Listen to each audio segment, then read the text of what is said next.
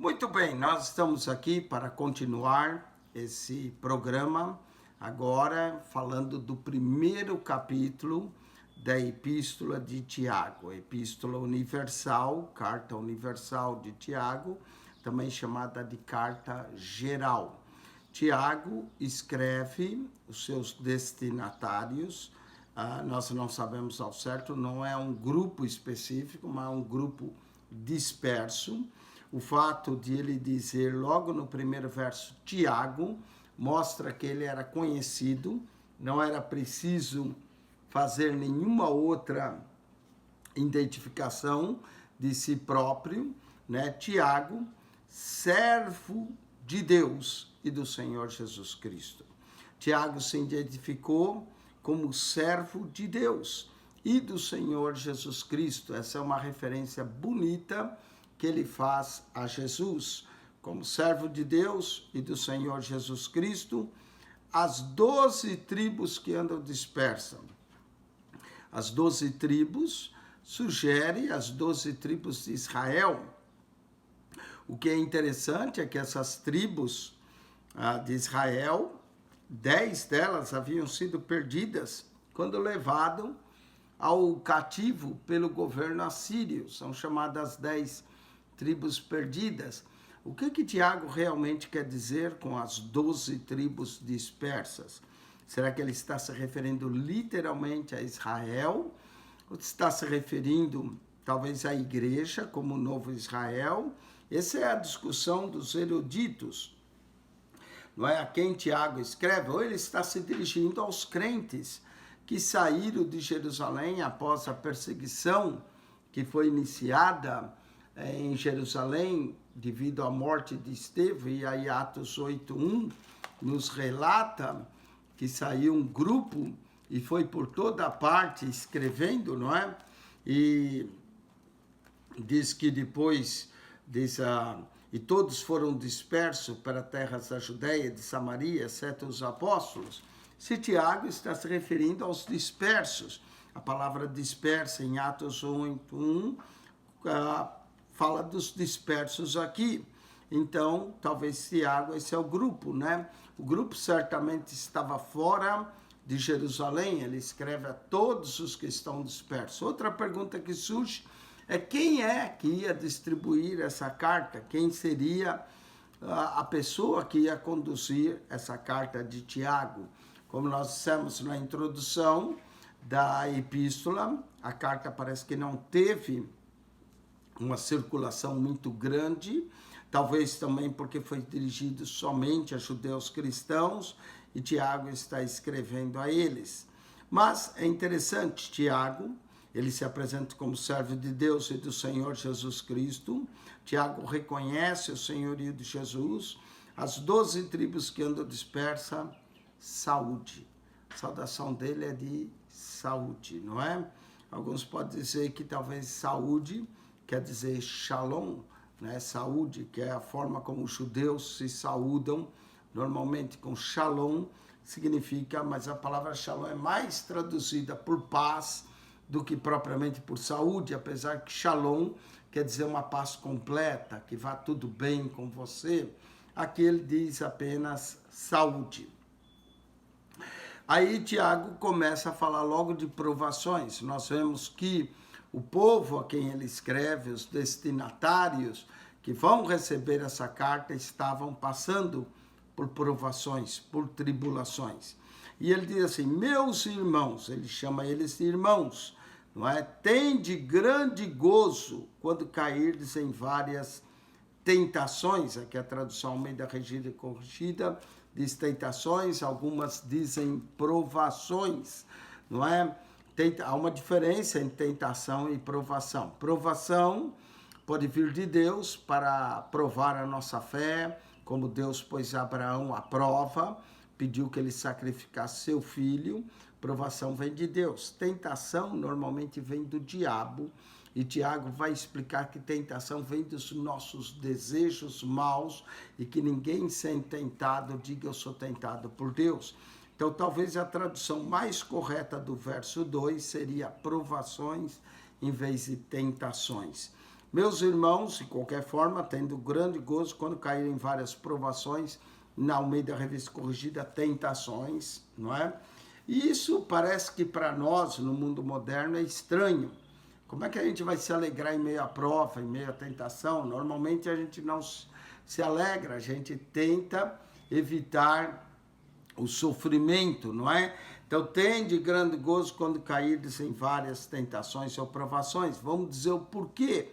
Tiago vai explicar, sabendo que a prova da vossa fé produz a paciência. Então, a palavra mais correta seria provações mesmo, porque o verso 3 diz, sabendo que a prova da vossa fé. Então, a provação vem para provar a nossa fé, não é? Então, a nossa fé tem que ser posta à prova. Para quê? Para que Deus saiba? Não, Deus já sabe tudo. Para que nós mesmos conheçamos a nós. Então, vamos nos alegrar quando a nossa fé é provada, para que isso vai produzir paciência em nós, sabendo que a prova da vossa fé produz a paciência. Verso 4, tendo, porém, a paciência, a sua obra perfeita. Uau, a perfeição vem quando o crente aprende a esperar, a ter paciência, e a paciência só vem através da prova. Isso me faz lembrar a irmã que chegou ao pastor e disse, pastor, eu quero que o senhor ore para que Deus me dê bastante paciência. E ele falou, sim, vou orar. E ele impôs as mãos e começou, Senhor, manda prova, bastante prova, tribulação na vida da tua serva. Irmã, para, pastor. Eu já estou passando diversas provas, o senhor ainda está pedindo mais? Ele falou, irmã, a Bíblia diz que é a provação que produz a paciência, não é? Então, cuidado quando você pedir paciência, porque de repente vem mais tribulação, mais provas diante de você. Para quê? Para testar a sua paciência. Tendo, porém, a sua paciência, sua obra perfeita, para que sejais perfeitos e completos. De acordo com Tiago, ninguém será perfeito ou completo sem ser provado, sem desenvolver a paciência de saber esperar em Deus, para que sejais perfeitos e completos sem faltar em coisa alguma. Então, prova, tribulação, não quer dizer que toda prova ou tribulação ou tentação vem do diabo. A prova, a tribulação, que vem de Deus, para nos aperfeiçoar, para nos melhorar, para ensinar a depender de Deus, a esperar em Deus, não é? Então, a paciência tem a sua obra perfeita, para que sejais perfeitos e completos. Deus sempre tem a forma de nos aperfeiçoar e nos completar sem faltar em coisa alguma. Aí Tiago vai dizer, se alguém de vós tem falta de sabedoria, às vezes a pessoa no meio da tribulação, falta-lhe a sabedoria. Por isso que ele disse, se alguém de vós tem falta de sabedoria, peça a Deus. Uma das coisas que a gente deve pedir a Deus é sabedoria mesmo. Sabedoria não quer dizer, não confunda com inteligência. Sabedoria quer dizer saber viver, é saber passar as coisas. Tem gente, irmãos, que não é tão inteligente, não tem grandes cursos acadêmicos, mas tem uma sabedoria, sabe viver. Sabedoria é isso, é saber viver, não tem nada a ver com cursos acadêmicos, não tem nada a ver com inteligência. Sabedoria vem de Deus. E Tiago, depois no capítulo 3, vai falar como é que é a sabedoria verdadeira. Ela é pura, ela é imaculada. Tiago vai dar uma característica da sabedoria. Peça a Deus. Deus tem toda a sabedoria e pode dar à pessoa mais simples do mundo sabedoria. Sabedoria não tem a ver com inteligência, com graus acadêmicos, com esperteza, com malícia. Tiago vai até dizer essa esperteza, essa malícia é maligna, mas sabedoria é algo que vem de Deus. Peça a Deus que a todos dá liberalmente. Liberalmente. Deus é um Deus liberal, que Ele possa nos dar sabedoria. Quando Salomão pediu sabedoria, Deus lhe deu. Salomão não tinha a experiência de Davi, não tinha a estratégia militar de Davi, nada disso. E Salomão tinha que julgar o povo, e ele pediu sabedoria e Deus lhe deu, peça que a todos dá liberalmente, e não lança em rosto lhe a dada. Mas aí Tiago vai dizer a forma de pedir a sabedoria. Ele vai dizer, peça, porém, com fé. Tiago vai dizer que tudo que a gente pede a Deus, não só é a sabedoria, não é? Mas tudo que se pede a Deus deve pedir com fé. Com fé. É com fé que a gente deve pedir as coisas, não duvidando. Não pode duvidar, não é? Porque o que duvida é semelhante à onda do mar. Eu gosto como Tiago usa essas metáforas, né? Você já viu a onda do mar? Ela vem e vai, vem e vai. Assim é o homem que duvida. Tiago diz que é levada pelo vento. Tiago era um homem sábio, ele sabia até o que causa ondas é o vento. Você já notou quando não tem vento, o mar fica calmo? Fica aquela bonança. Mas conforme vem o vento, as ondas são empurradas. Olha o entendimento dele. O entendimento dele é um entendimento interessante, não é? O que produz ondas é o vento. E é lançada de uma para outra parte, quanto mais vento. E eu gosto dessa declaração e a metáfora que ele faz do vento, e até uma explicação para nós que onda é produzida pelo vento, não é? E o vento na Bíblia significa duas coisas. Nós vamos ter o vento do Espírito, que sopra em nossas vidas, não é? E a gente até canta, vem, vento do Espírito, sopra em minha vida, não é? O vento do Espírito, como no dia de Pentecostes, um vento impetuoso que invadiu toda a casa, o vento do Espírito, mas tem os ventos das tribulações, das tempestades que se levantam. Nesse caso aqui, o vento tem mais a ver com a tempestade que se levanta, que empurra as ondas, do que o vento do Espírito, né? O vento do Espírito é algo maravilhoso. Nós queremos, de tempos em tempos, o vento do Espírito, mas aqui tem a ver com o vento das tribulações que se levantam, como numa tempestade, quando Jesus estava, o vento se levantou e jogava as ondas para dentro do barco. Então aqui tem a ver com o vento da provação. O vento na Bíblia tem esses dois sentidos, o vento do Espírito e o vento das provas e tribulações que vem à nossa vida. E o homem que duvida aqui, o homem que pede as coisas, mas não tem fé que Deus vai dar, é semelhante à onda do mar que é levada pelo vento e lançada de uma a outra parte. Verso 7. Não pense tal homem que receberá do Senhor alguma coisa.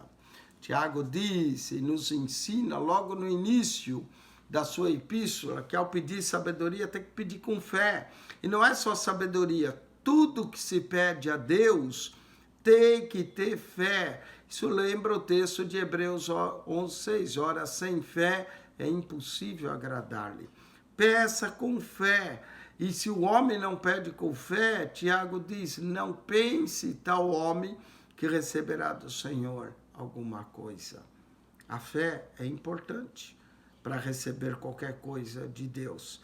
Fé para receber. Assista o programa de Hebreus capítulo 11 para aprender mais sobre a fé. O homem de coração dobre, Tiago compara o homem como a onda do mar. Agora ele diz que coração dobre é inconstante em todos os seus caminhos. Sabe o que é o coração dobre? É o coração que cocheia entre dois pensamentos, não é?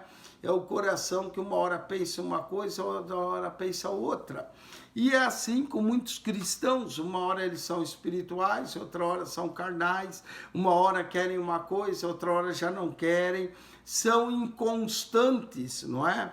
Eu conheço muita gente inconstante, eu gosto de gente que tem constância, gente constante, firme, não é?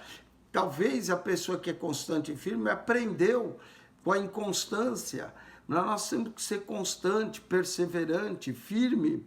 O homem de coração dobre é inconstante em todos os seus caminhos. Eu tenho problema, por exemplo, com gente que me fala, por exemplo, uma coisa assim, pastor, domingo eu vou estar na igreja. E aí você chega lá domingo e cadê a pessoa? Aí depois, ô pastor, não deu para ir. Sabe o que é isso? É um homem inconstante, é um homem dobre. Não dá para confiar numa pessoa que diz que vai fazer uma coisa e não faz. Entende? Pode ser até um bom irmão, mas é inconstante, é o homem de coração dobre. E ele acaba sendo inconstante em todos os seus caminhos. Acaba sendo uma pessoa inconstante. Mas presta atenção, mas glorie-se o irmão abatido. O irmão que foi abatido, não é? Glorie-se na sua exaltação. Jesus ensinou, e aqui Tiago se assemelha muito com Jesus, que os humildes serão exaltados. Então, glorie-se o irmão abatido na sua exaltação, e o rico em seu abatimento, porque ele passará como a flor da erva. Tiago também aqui não poupa palavras contra os ricos, a avareza. Tiago combate, não é? E Tiago diz uma coisa verdade, o rico em seu abatimento, porque ele passará como a flor da erva. Tiago menciona isso também no capítulo 4, né? Ele menciona isso, que nós somos como um vapor que aparece por um pouco e depois se desvanece. Então, o rico não se glorie na sua riqueza, o rico deve se gloriar no Senhor, não é? Porque ele vai passar como a flor da erva. A flor nasce, cresce, floresce, bonita, e depois murcha, seca-se e vai. Assim é o rico, ele também será. E a vida de todos nós somos como um sopro, nós estamos aqui por um tempo. Por isso que não confie, se Deus te deu riquezas, amém. Mas não ponha a tua confiança na incerteza das riquezas, mas ponha a tua confiança em Deus. Nesse exemplo, Tiago mostra sabedoria. Sabedoria verdadeira é confiar em Deus, independente se você tem bens ou não. Mas se você é rico, aí sim que você deve se confiar em Deus. O rico em seu abatimento, porque ele passará como a flor da erva, porque sai o sol como ardor, e a erva seca, e a sua flor cai, e a formosa aparência do seu aspecto perece. Assim se murchará também o rico em seus caminhos. Sai o sol aqui aparece com ardor, o sol aqui aparece também como prova, assim como o vento que ele já mencionou. Sai o sol com ardor, e quando o sol é muito forte, a erva vai se secar. Aqui nos Estados Unidos, no verão, nós vemos a relva, né, a grama das montanhas, elas ficam amarelas, porque seca. Quando vem o inverno, elas ficam verdes. É uma coisa interessante de ver nas montanhas, não é? Porque o sol, quando ele é muito intenso, muito forte, ele seca. E até a flor cai, murcha-se. E a formosa aparência do seu aspecto perece pelo sol. Assim, às vezes, o rico, no ardor do calor, no ardor das provas, das tribulações, ele também vai se murchar, sua formosura desaparece. Não é? Nós estamos vivendo um tempo de provação. Esse coronavírus fez com que todos ficassem muitos em casa, parassem de trabalhar. E mesmo aquele que tinha muito, aí já está começando a sentir também na prova a sua formosura perecer, o seu aspecto perece. Assim murchará também o rico em seus caminhos. O rico acaba murchando seus caminhos. A nossa confiança, amados, nunca pode estar nas riquezas desse mundo. A nossa confiança sempre e sempre deverá estar em Deus. Vamos continuar, Tiago agora vai mudar de assunto, verso 12. Bem-aventurado o varão que sofre a tentação. Aqui, novamente, a palavra tentação também pode ser traduzida por provação. Bem-aventurado o varão que sofre a provação. Mas vamos dizer de tentação. Mesmo que a tentação venha do diabo, é bem-aventurado o varão que a sofre, ou seja, o varão que suporta essa tentação. Ser tentado não é pecado. Jesus o foi. Diz que Jesus foi levado ao deserto pelo Espírito para ser tentado pelo diabo. E Jesus suportou a tentação. Jesus resistiu à tentação. Sabe como Jesus resistiu à tentação? Com a palavra. Está escrito, está escrito, está escrito. Jesus sabia o que estava escrito. E será que eu e você sabe o que está escrito? Porque aí a gente vai suportar, a gente vai sofrer a tentação. Bem-aventurado o varão que sofre a tentação, porque quando for provado, novamente, há diferença entre tentação e provação. Quando for provado, aqui a palavra tem a ver com prova. Nós temos que ser provado e muitas vezes somos provados como ouro no fogo, não é? Como é que a gente vai conhecer a nossa fé se a gente não é provado? Quando Abraão foi provado por Deus, quando ele ergueu o cutelo para imolar o seu filho, Deus disse: Abraão, agora sei que temes a Deus. Não que Deus não sabia, sabia.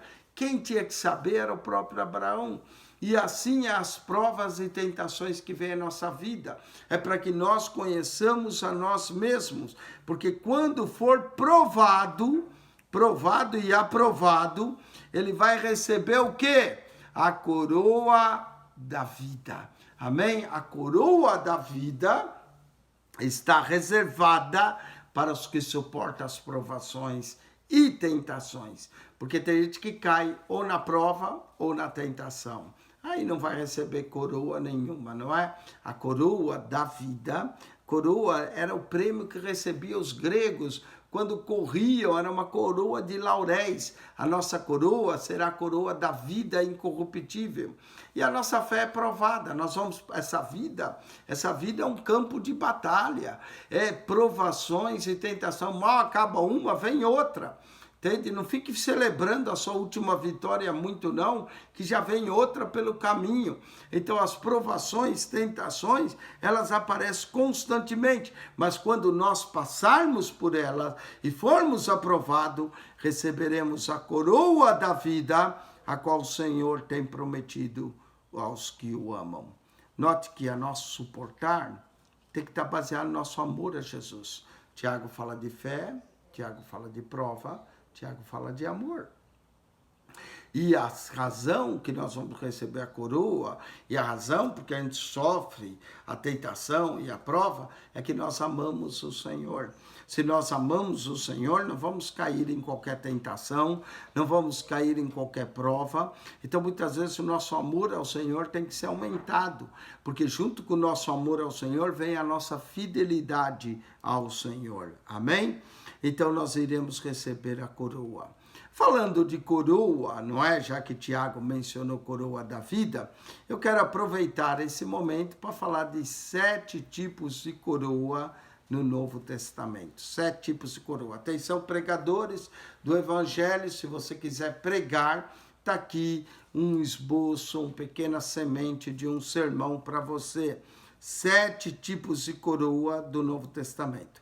Coroa da vida, como encontramos aqui em Tiago 1:2. Mas também a Bíblia fala em 1 Coríntios 9, 25, 27, de uma coroa incorruptível. A coroa que os gregos recebiam de lauréis, aquela lá murchava. Mas a coroa que nós vamos receber do Senhor é uma coroa incorruptível. Coroa da vida, coroa incorruptível. Em 2 Timóteo 4, 8, Paulo fala da coroa da justiça. Paulo diz: combati o bom combate, acabei a carreira, guardei a fé.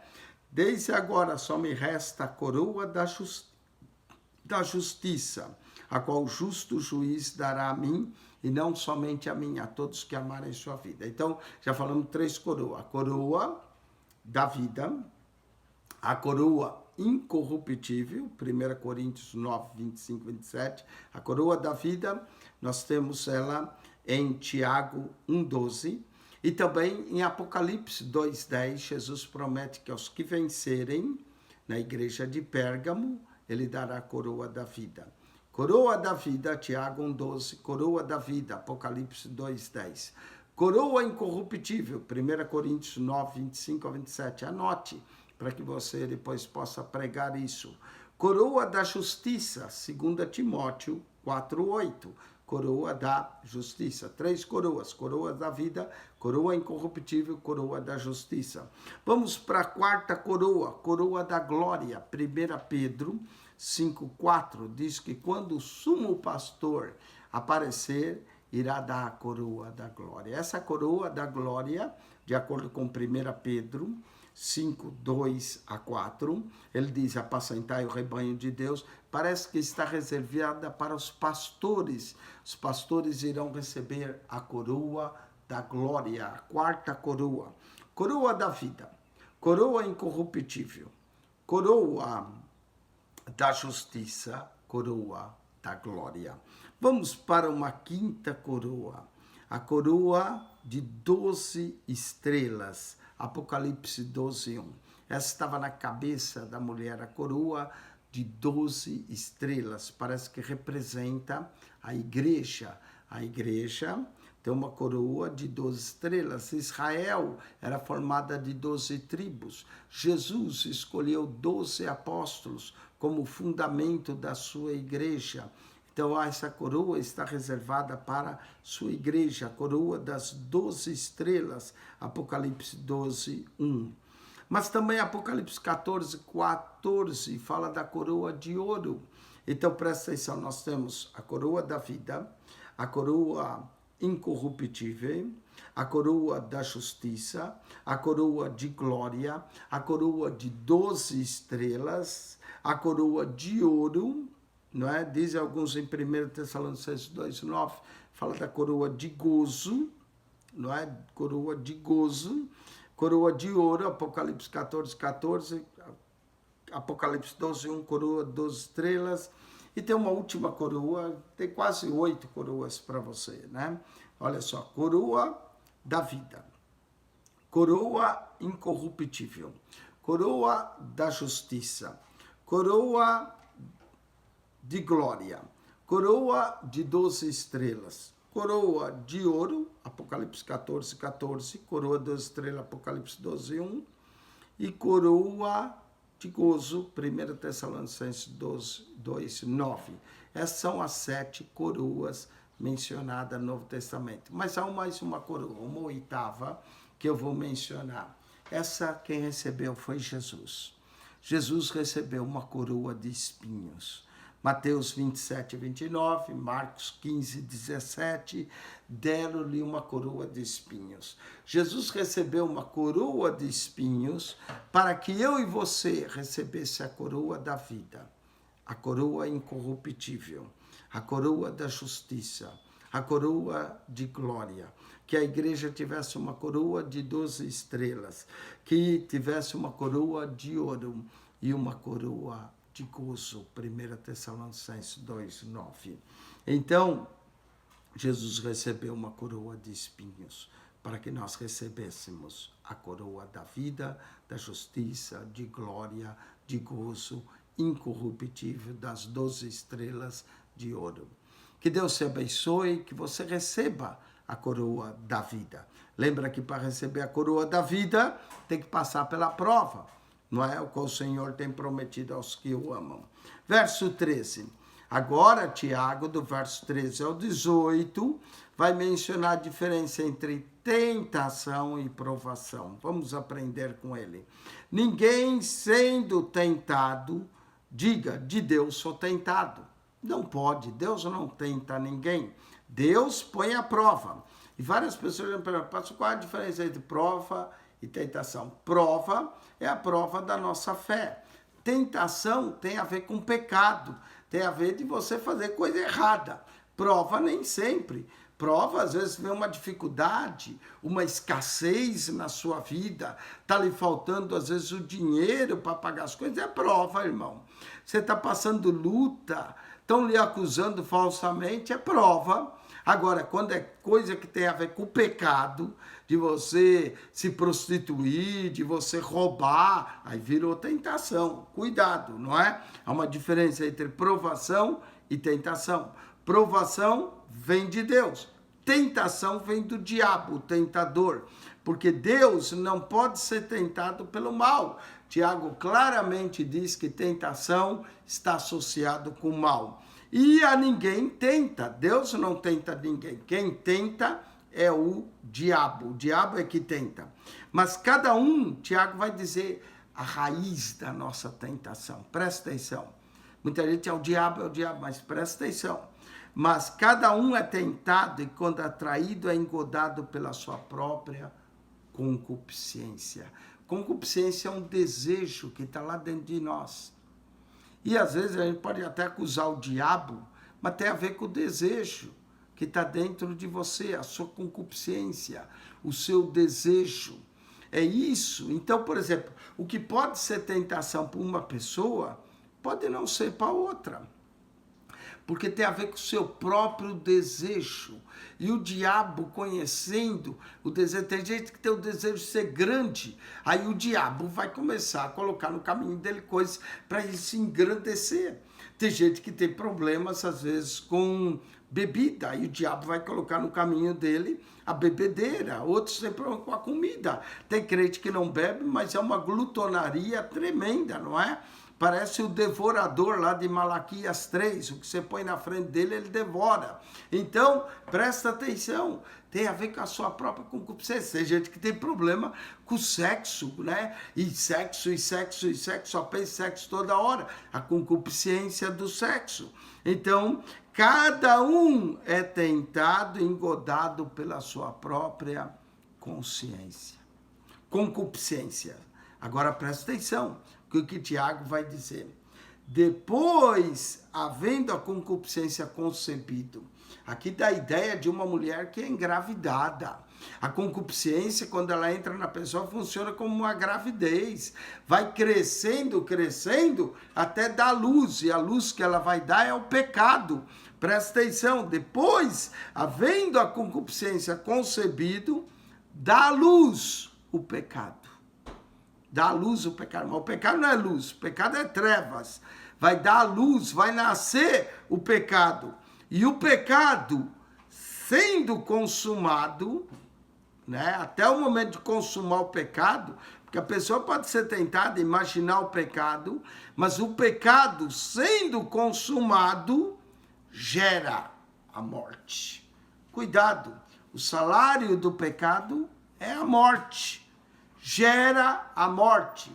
Muitos morrem espiritualmente, outros morrem até fisicamente, porque o pecado gera a morte. Sendo consumado, gera a morte. Por isso, Tiago diz no verso 16, não erreis. Olha que advertência. Não erreis, meus amados irmãos. Cuidado. Toda tentação pode nos dar à luz o pecado. E o pecado, quando consumado, gera morte. Por isso, não erreis, meus amados irmãos. Por isso, peça a Deus graça, sabedoria. Jesus nos ensinou a orar, né? E não nos induz à tentação, mas livra-nos do mal. Não nos induz à tentação, mas livra-nos do mal. Não erreis. Toda boa dádiva e todo dom perfeito vem do alto. Ah, tem algo de bom na sua vida? Veio do alto. Dom perfeito vem do alto. Sabedoria perfeita de Deus vem do alto. Não a do mundo, não a animal, não a terrena. Vem do alto. Descendo, desce o dom perfeito, a sabedoria perfeita do Pai das luzes, em quem não há mudança nem sombra de variação. Pai das luzes. Em Hebreus, Deus é chamado Pai dos Espíritos. Mas aqui, em Tiago, ele é chamado de o Pai das luzes. Cada crente é uma luz. Jesus diz, vós sois a luz do mundo. O Pai das luzes. Luz tem a ver com santidade. Trevas tem a ver com pecado. É aquele que anda em trevas. Luz tem a ver com claridade, manifestação, revelação. Trevas tem a ver com o pecado, com o diabo, com o príncipe das trevas. Deus é o Pai das luzes. O dom que Deus dá é perfeito. A dádiva de Deus é perfeita. E em Deus, Tiago vai falar da imutabilidade de Deus. Esse é um atributo de Deus, o Deus imutável. Deus, Jesus é o mesmo ontem, hoje e eternamente, diz o escritor de Hebreus em 13:8. Tiago diz que em Deus não há mudança, nem sombra de variação. Deus não é como o homem hoje é uma coisa, amanhã é outra. Deus não, Deus é o mesmo. Deus é eternamente, será eternamente imutável. É Ele que move todas as coisas, mas Ele em si é imutável, nele não há mudança, nem sombra de variação. Segundo a sua vontade. A vontade de Deus é nos salvar. A vontade de Deus é que todo homem venha ao conhecimento da verdade que é em Cristo Jesus. Segundo a sua vontade é soberana, sua vontade é maravilhosa. Conhecer a Deus é conhecer a sua vontade, não é? O propósito de conhecer a Deus é conhecer a sua vontade. Ele nos gerou pela palavra da verdade. A palavra da verdade é como nós somos gerados por Deus, para que fôssemos primícias das suas criaturas. Ser uma nova criatura em Cristo Jesus, Tiago diz, primícias da criatura, não é? Vamos ver aqui, como ele nos gerou pela palavra da verdade, quatro agentes de regeneração que Deus nos regenera. Primeiro, a palavra, Tiago 1,18. Ele nos gerou pela palavra. Outro agente de regeneração, de acordo com Tito 3,5, é o Espírito Santo. Ninguém nasce de novo se não for pelo Espírito, não é? Então, a palavra vem. Quando a palavra é acompanhada da fé e do crer, e já quem nos leva a crer é o Espírito, então o Espírito Santo nos regenera. A palavra, de acordo com Tiago 1,18, o Espírito Santo, Paulo também diz em 1 Coríntios 4,15, a pregação.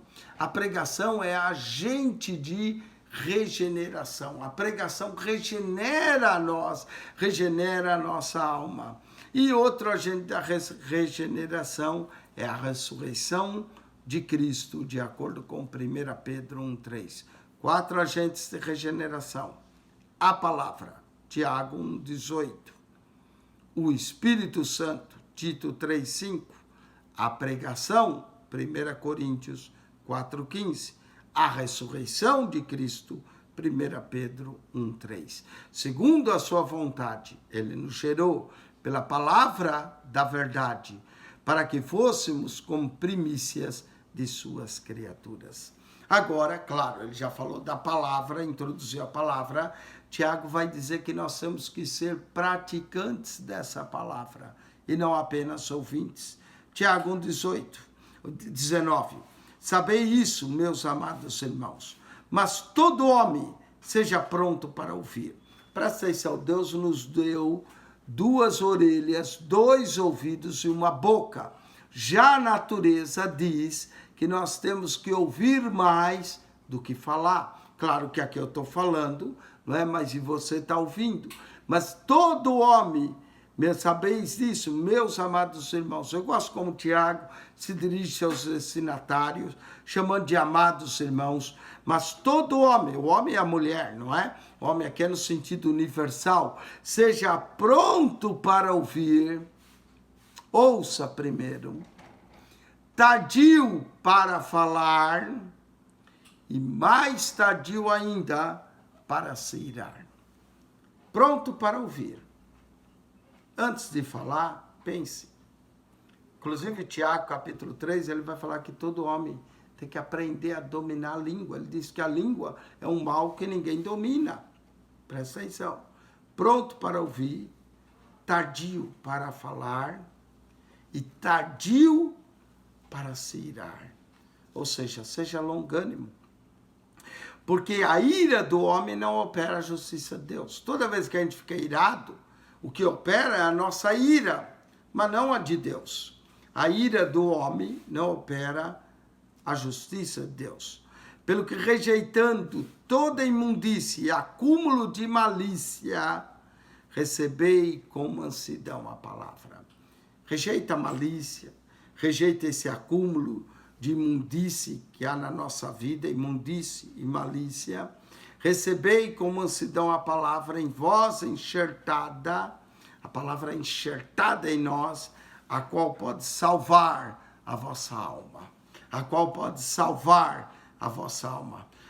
Paulo, escrevendo Timóteo, também diz da Escritura que Timóteo sabia desde a sua meninice que era poderosa para a salvação, não só de Timóteo, mas de todos que ouvissem a ele. A palavra em vós enxertada, a qual pode salvar a vossa alma. Mas para salvar a vossa alma, não é só ouvir a palavra. Verso 22, ele diz, e sede cumpridores da palavra. Não é o que Jesus termina o seu sermão do monte? Todo aquele que escuta essas minhas palavras e as põe em prática, direi a quem é semelhante. É semelhante ao homem que edificou sua casa sobre a rocha. E veio a chuva, a tempestade, soprar os ventos, aqui são ventos de tribulação, e a casa não caiu, porque estava edificado sobre a rocha. Porém, aquele que ouve essas minhas palavras e não põe as práticas, direi a quem é semelhante. Semelhante ao homem que edificou sua casa sobre a areia. E veio a chuva, soprar os ventos e caiu, e foi grande aquela ruína. Note que para as duas casas sopraram os ventos, a chuva veio, a tempestade veio. Qual é a diferença? A diferença, uma estava sobre a rocha, outra sobre a areia. Qual é a diferença? A casa que estava sobre a rocha é aquele que ouve e cumpre. Aquele que ouve e não cumpre está sobre a areia. O que ouve e cumpre tem fundamento. E por isso Tiago diz, e sede cumpridores da palavra. Tiago 1,22 assemelha-se com Mateus 7, 24 a 28. E sede cumpridores da palavra, e não somente ouvintes. Tem muita gente que vem, ouve um sermão, vai para casa, que sermão bom, que sermão interessante, mas esquece tudo, não faz nada. Não faz lembrar a história do pastor que pregou um sermão muito bom, todos gostaram, disseram, nossa, que sermão maravilhoso. Quando foi no outro domingo, o pastor repetiu. Aí a turma pensou, bom, foi tão bom a semana passada que ele decidiu repetir. Quando foi no terceiro domingo, o pastor pregou a mesma coisa de novo. E alguém disse, bom, vai ver que alguém que não tinha ouvido pediu para ele repetir. Chegou no quarto domingo, pregou a mesma coisa. Aí todo mundo estranhou, 4 domingos, o mesmo sermão? Quando foi no quinto domingo que ele pregou a mesma coisa, aí os irmãos falaram, não é possível. O pastor não está bem, ele não está orando, ele não tem mensagens novas para nós. Vamos conversar com ele. Aí reuniram todos e disseram, pastor, o que está acontecendo? Ele falou, nada, por quê? Porque faz 5 domingos que o senhor prega a mesma coisa. Ele sorriu e falou, estou alegre que vocês puderam notar. Falou, não, mas por que o senhor está fazendo isso? O senhor não está tendo tempo de orar, de ler a Bíblia, de buscar sermão? Ele falou, não, estou tendo, sim. Tenho orado, tenho lido a Bíblia. Então, mas por que o senhor prega 5 semanas? O senhor está bem? Ele falou, realmente estou alegre que vocês puderam notar isso. O problema não está em mim, está em vós. Eu vou continuar pregando a mesma coisa até vocês fazerem o que eu estou falando. Não é? Aí ele pode ouvir a palavra e não fazer. É o que Tiago diz. E sede cumpridores da palavra e não somente ouvintes, enganando-vos com falso discurso. Ninguém engana a Deus. Ninguém engana o pregador. Você só engana a si mesmo. Enganando-vos com falsos discursos. Se nós não somos cumpridores, apenas falamos, e é fácil pregar. Difícil é fazer o que se prega. E eu conheço muitos pregadores que pregam uma coisa e quando estão no púlpito é uma bênção. Mas desce do púlpito, faz tudo ao contrário. Vivem ao contrário. A Bíblia tem um nome para isso, chama-se hipócrita. Se nós pregamos uma coisa e fazemos outra, não estamos vivendo de conformidade com a palavra. Temos que viver o que pregamos. E temos que pregar o que vivemos. Não é? Olha só, e sede cumpridores da palavra e não somente ouvintes, enganando, ninguém engana a Deus, só engana a si mesmo com falso discurso. Porque se alguém é ouvinte da palavra e não cumpridor, tem outra comparação. É semelhante ao varão que contempla ao espelho seu rosto natural. Quero lembrar que na época de Tiago, os espelhos não eram tão bons quanto a gente tem hoje, né? Os nossos espelhos são melhores. Espelho normalmente, naquela época, era um bronze polido, às vezes côncavo, e a imagem era meio distorcida. Mas mesmo com os nossos espelhos hoje, que se vê uma imagem melhor, Tiago compara que aquele que ouve a palavra e não cumpre é semelhante ao varão, contempla o seu espelho no rosto natural, e quando ele se vai do espelho, logo esquece. Não é? Quando a gente está andando, a gente nem lembra direito como é que é o nosso rosto. Só quando a gente está diante de uma câmera, diante de um espelho, é que a gente vê. Não é? Porque os nossos olhos não conseguem sair do corpo e ver o rosto próprio. Então a gente precisa do espelho. E o homem que ouve a palavra, ele ouve e não cumpre, é semelhante ao varão que contempla o seu rosto natural no espelho. Porque se contempla a si mesmo, mas logo que se vai, se esquece como ele era. É assim, muita gente ouve o sermão, logo que se vai, você já esqueceu. Mas eu já gosto de fazer essa prova com muitos crentes, que eu pergunto, como é que foi o culto ontem? Ah, foi uma bênção. É mesmo? O pregador pregou o quê? Ih, esqueci. Mas qual texto ele leu? Ih, não lembro. Ah, acho que ele falou de fé. Esquece. É como o homem contempla o seu rosto no espelho, logo que se vai, já esquece como ele é, não é? Se contempla, foi logo se esqueceu como era. Aquele, porém, que atenta para a lei perfeita da liberdade, e nisso persevera, é perseverante, não sendo ouvinte esquecido, mas se lembra, procura viver, procura fazer, mas fazedor da obra, esse tal será bem-aventurado seu feito.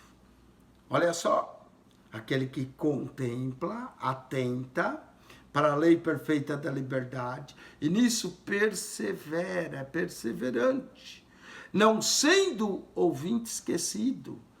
Todo crente deveria levar um papel e um lápis, uma caneta para escrever, ou usar o seu telefone, o seu iPad, mas não para ficar no Facebook, como alguns ficam no culto, mas para anotar, escrever, não é? Todo crente deveria levar um caderno para a igreja e anotar o sermão, para se lembrar, não ser ouvinte esquecido, mas depois de anotar, fazer o que está escrito, esse tal será bem-aventurado no seu feito.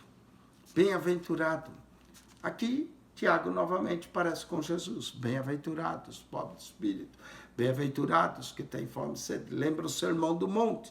Será bem-aventurado no seu feito. Olha a bem-aventurança. Bem-aventurados que ouvem e cumprem a palavra de Deus. Essa é a bem-aventurança que Tiago está falando. Bem-aventurados que ouvem e cumprem a palavra de Deus. Verso 26 e 27, Tiago vai falar da religião pura. Aqui a palavra religião é usada no sentido positivo. A palavra religião aparece umas 5 vezes no Novo Testamento. 4 vezes tem um sentido negativo, aqui tem um sentido positivo. Se alguém entre vós cuida ser religioso e não refreia a sua língua. Ai, meu Deus do céu. Tiago, capítulo 3, vai falar da língua. Se alguém cuida ser religioso e não bota freio na língua, antes engana o seu coração e a religião desse é vã.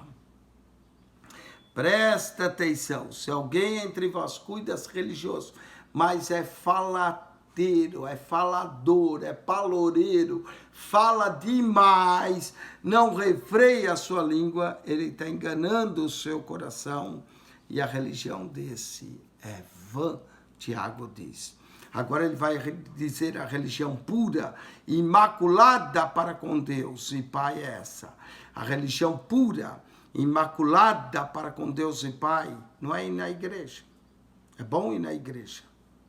Não é só ler a Bíblia. É bom ler a Bíblia. Mas a religião pura e imaculada para com Deus o Pai é essa. Visitar os órfãos e as viúvas nas suas tribulações ou suas necessidades. Se você pensa no próximo, se você ajuda o próximo, o órfão, o que não tem o que comer, as viúvas em suas tribulações, e guardar-se da corrupção do mundo. A religião pura e imaculada é pensar no próximo. Tem crente quando vai orar, ele até ora para comer. Ele ora assim: Senhor, graças te dou por esse prato de comida. E lembra-se dos órfãos, das viúvas que não tem que comer. Se ele ouvisse Deus fala, eu me lembrar? Quem tem que se lembrar é você. Você que está esquecendo dos órfãos e das viúvas. Você que não ajuda. Você que não compartilha o seu pão com as pessoas. A religião pura e imaculada para com Deus é visitar o necessitado, o órfão, aquele que não tem pai nem mãe, que era abandonado, as viúvas, que não tinham como se suportarem mais nas suas tribulações e guardar-se da corrupção do mundo. Tiago reúne como religião, como a prática do bem, como a prática das boas obras, como a fé verdadeira que é seguido de obras, de cuidar do próximo, de cuidar do mais necessitado, do órfão, da viúva, do pobre. É cuidar deles, é compartilhar com eles nas suas necessidades e guardar-se da corrupção.